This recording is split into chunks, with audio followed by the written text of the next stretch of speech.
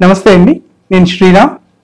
ఇవాళ మనం శ్రీకృష్ణుడు రుక్మిణి సత్యభామ సహితంగా ఈ పారిజాత వృక్షం కింద ఎందుకు కూర్చుంటారు, అసలు శ్రీకృష్ణ పరమాత్మకి ఈ పారిజాత పుష్పాలకి పారిజాత వృక్షానికి ఉన్న సంబంధం ఏంటో తెలుసుకుందాం.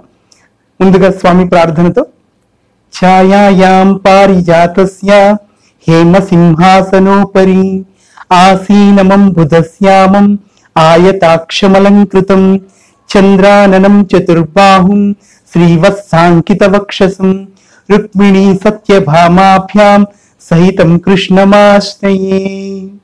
శ్రీకృష్ణ పరమాత్మ సాక్షాత్తు శ్రీమన్నారాయణ అవతారం ఆయన సాక్షాత్తు పరమాత్మ స్వరూపము. ఆయన మామూలుగా అవతారంగా కాకుండా నేరుగా విష్ణువే నేరుగా అవతారం తీసుకుని వచ్చారు స్వామి. అట్లా అయినా కూడాను ఈ పారిజాత వృక్షం కింద ఆయన ఎందుకు కూర్చుంటారంటే, మనకు శ్రీకృష్ణుడికి సంబంధించినటువంటి ఈ పారిజాతం మనకు శ్లోకంలో ఇందాక చెప్పినట్టు ఛాయాయాం పారిజాతస్య హేమ సింహాసనోపరి, ఆ పారిజాత వృక్షం నీడలో బంగారు సింహాసనం మీద స్వామి కూర్చుంటారట. ఎందుకు అట్లా పారిజాత వృక్షం కింద అంటే, ఒకప్పుడు సత్యభామాదేవి ఈయన శ్రీకృష్ణ పరమాత్మ ఇంద్రుడి దగ్గరికి దేవలోకానికి వెళ్ళి ఆయన వెళ్ళడం జరుగుతుంది.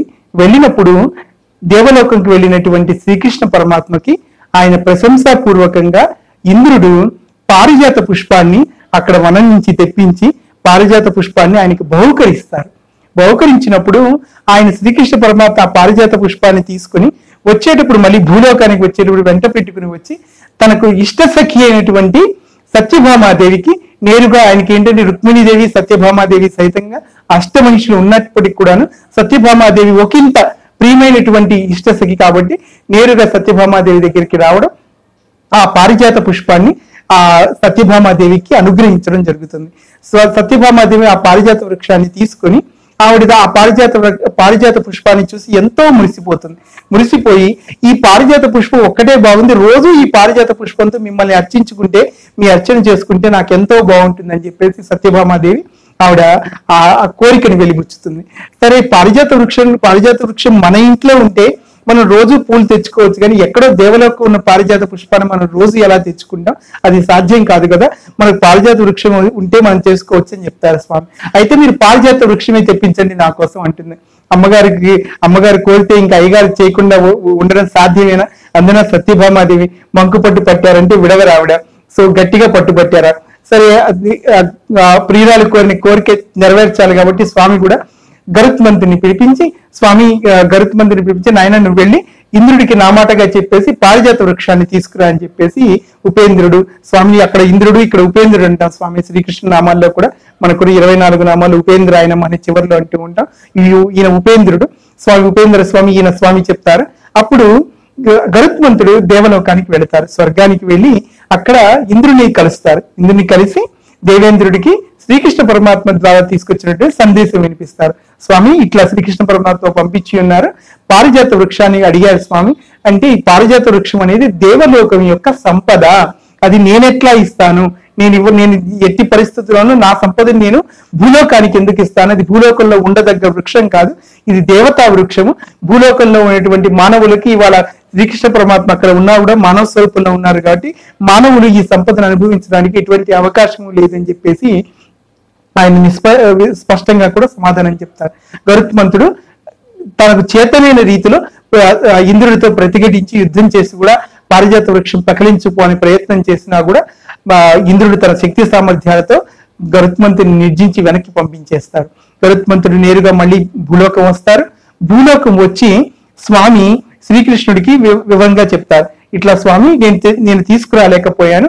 అప్పుడు శ్రీకృష్ణ పరమాత్మకి నేను చెప్పినా కూడా ఇంద్రుడు ఇవ్వనన్నాడా అని చెప్పేసి విశేషమైన కోపం కలుగుతుంది, క్రోధం వస్తుంది స్వామికి. స్వామి ఇంకా ఎలాగో సత్యభామాదేవి గట్టిగా పట్టింది, ఎలాగైనా తీసుకురావాలి కాబట్టి ఇక వీరిని పంపించడం కాదు, నేనే ఇప్పుడు దేవలోకం వెళ్తాను, నేనే వెళ్ళి తీసుకురావడానికి నేనే బయలుదేరుతున్నానని చెప్పేసి స్వామి నేరుగా దేవలోకానికి బయలుదేరతారు. దేవలోకానికి బయలుదేరడం, అక్కడికి వెళ్ళి సామరస్యపూర్వకంగా స్వామి ఎప్పుడు శ్రీకృష్ణుడికి ఒక స్ట్రాటజీ ఉంటుంది. స్వామి ఎప్పుడు సామ దాన భేద దండోపాయాలు అన్నట్లుగా ముందు మెల్లగానే చెప్పి చూస్తాడు. వినకపోతేనే ఆయన దండం తీసుకుంటాడు, చేతిలో సుదర్శనం తీసుకుంటాడు. మళ్ళీ శాంగం ధరిస్తాడు, బాణాలు సంధిస్తాడు తప్ప మామూలుగా ఆయన ముందుగా యుద్ధం ప్రకటించాడు. స్వామి సామరస్యపూర్వకంగానే లోపలికి వెళ్ళి స్వామితో మాట్లాడి, ఇంద్రుడితో మాట్లాడి పారిజాత వృక్షాన్ని అడుగుతాడు. మళ్ళీ యథావిధిగా పారిజాత వృక్షాన్ని ఇవ్వడానికి ఇంద్రుడు నిరాకరిస్తాడు.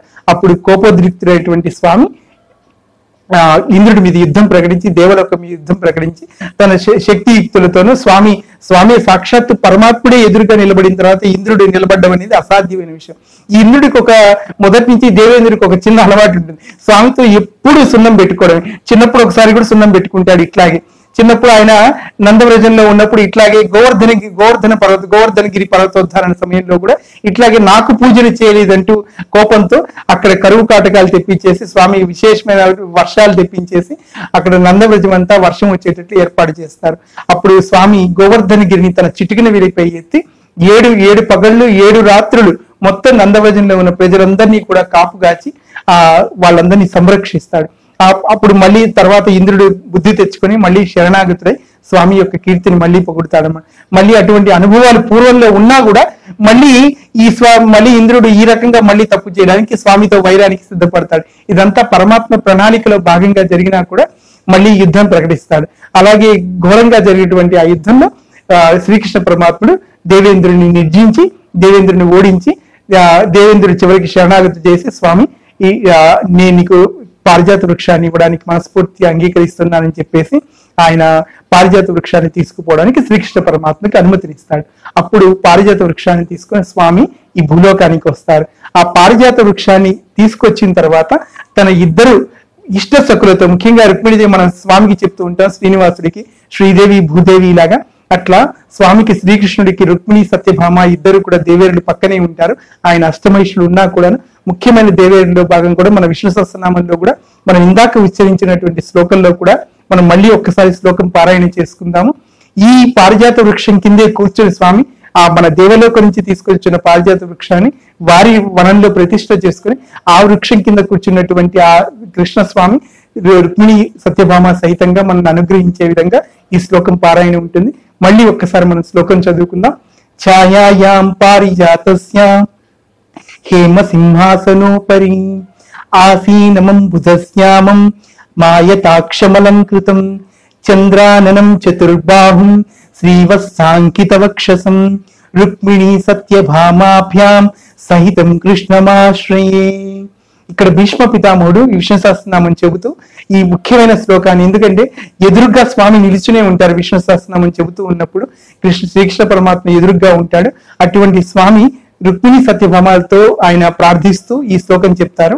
ఇక్కడ స్వామి చెప్తూ ఉంటారు, ఛాయాయాం పారిజాతస్య, పారిజాత వృక్ష ఛాయలో హేమ సింహాసనోపరి, బంగారు సింహాసనం మీద కూర్చున్నటువంటి స్వామి.